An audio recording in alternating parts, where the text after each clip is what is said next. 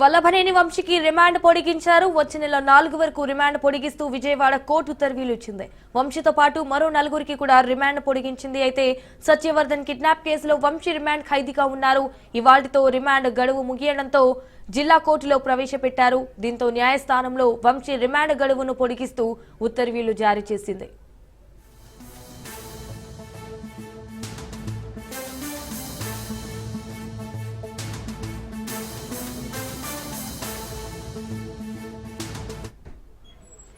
వల్లభనేని వంశీకి రిమాండ్ పొడిగించారు. వచ్చే నెల 4 వరకు రిమాండ్ పొడిగిస్తూ విజయవాడ కోర్టు ఉత్తర్వులు ఇచ్చింది. వంశీతో పాటు మరో 4గురికి కూడా రిమాండ్ ను పొడిగించింది. సత్యవర్ధన్ కిడ్నాప్ కేసులో వంశీ రిమాండ్ ఖైదీగా ఉన్నారు. ఇవాళ్టితో రిమాండ్ గడువు ముగియడంతో జిల్లా కోర్టులో ప్రవేశపెట్టారు. దీంతో న్యాయస్థానంలో వంశీ రిమాండ్ గడువును పొడిగిస్తూ ఉత్తర్వులు జారీ చేసింది.